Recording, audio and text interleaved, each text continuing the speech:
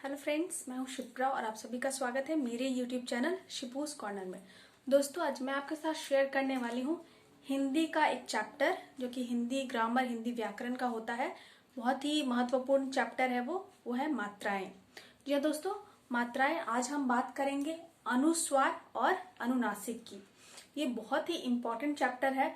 छोटे बच्चे तो इसमें कंफ्यूजन होते हैं, बट कुछ बड़े बच्चे भी हैं, वो भी इन मात्राओं को कहाँ और कैसे यूज करना है उसमें कंफ्यूज हो जाते हैं। तो दोस्तों, आज मैं ये जो वीडियो लेके आई हूँ वो पूरी तरह से इस कंफ्यूजन को हटाने वाला है। तो बहुत ही ध्यान से इस वीडियो को देखें और अगर अच्छा लगे तो प्लीज लाइक और शेयर, सब्सक्राइब जरूर कर दें। तो चलिए दोस्तों, देखते हैं कि सबसे पहले अनुस्वार क्या होता क्या है। तो दोस्तों, अनुस्वार जो है वो मात्रा का ही एक प्रकार है। जैसे हम अ आ इ ई पढ़ते हैं तो उसमें एक आता है ए ऐ ओ औ अंग अह। अंग अंग एक्चुअली दोस्तों ये ना ही स्वर होता है और ना ही व्यंजन होता है। इसे हम अयोगवाह बोलते हैं।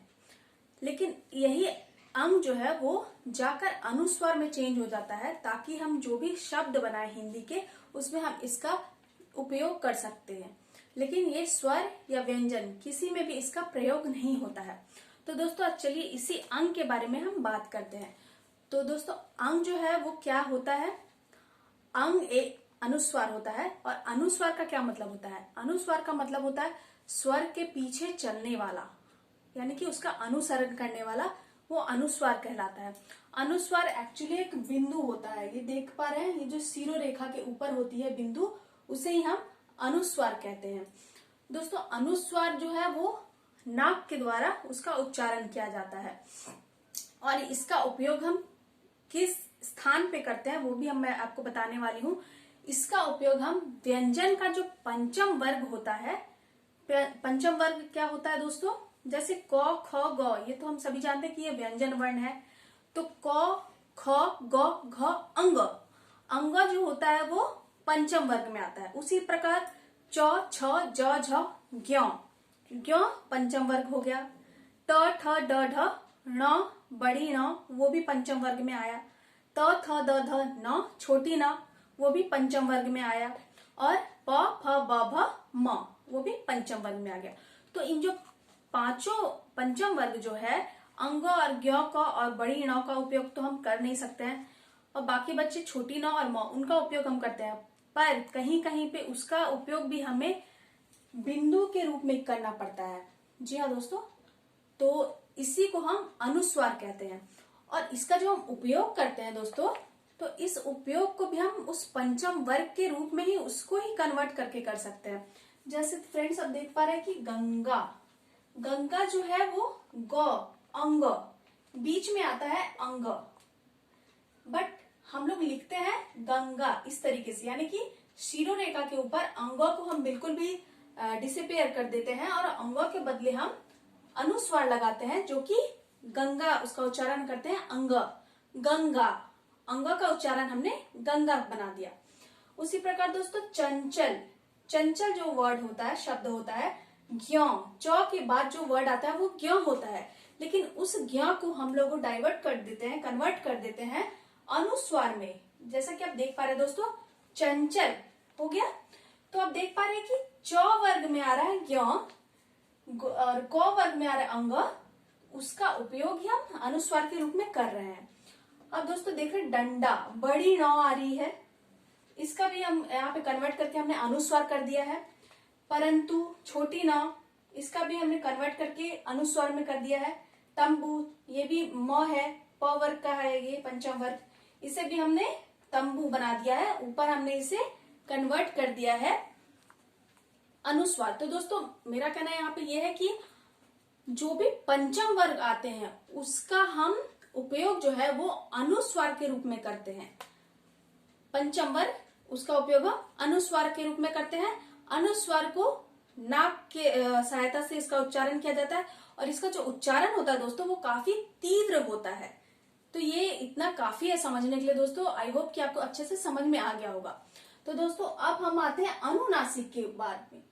दोस्तों अनुनासिक और अनुस्वार काफी सिमिलर होते हैं एक दूसरे से, बस थोड़ी सी इसमें डिफरेंस मैं आपको बता दे रही हूँ। जैसे मैंने बताया कि अनुस्वार का उपयोग हम नाक से करते हैं और अनुनासिक का उपयोग हम नाक और मुंह इन दोनों की हेल्प से करते हैं। जैसे कि इसका जो सिंबल वर्ड होता है वो चंद्र बिंदु, जिसे कि हम चंद्र बिंदु कहते हैं। अनुनासिक को हम चंद्र बिंदु के रूप में देख सकते हैं यहाँ पे।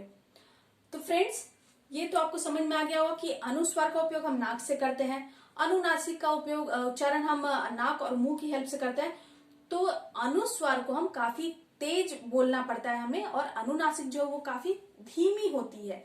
जैसे कि उच्चारण सहित मैं आपको बताऊं, आंख, हमने यहाँ बोला आंख, इसमें हमें काफी कम जोर लगाना पड़ता है, आंख। ठीक है दोस्तों। और एक एग्जांपल अगर मैं आपको बता दूं,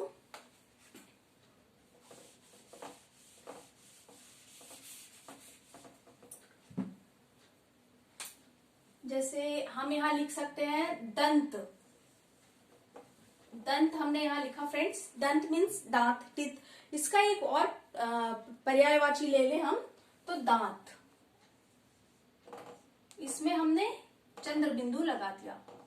तो दोस्तों दंत, इसे बोलने में हमें काफी प्रेशर देना पड़ा है। दंत और दांत, इसे बोलने में हमें ज्यादा प्रेशर नहीं देना पड़ा, क्योंकि इसे हम मुंह और नाक दोनों की सहायता से इसे बोल रहे हैं। उसी प्रकार एक और ले लेते हैं हंस। हंस हमने ले लिया, और यहां हम ले लेते हैं हंस। हंस, हंस और हंस। हंस बोलने के लिए हमें काफी प्रेशर देना पड़ा है, हंस, क्योंकि यहाँ अनुस्वार का प्रयोग हो रहा है। और हंस, हंस बोलने के लिए हमें ज्यादा प्रेशर नहीं देना पड़ा, हंस और हंस। हंस कि हम मुंह और नाक दोनों से इसका प्रयोग कर रहे हैं। तो दोस्तों ये इसकी आप विशेषता भी समझ सकते हैं, या फिर इससे अंतर भी समझ सकते हैं।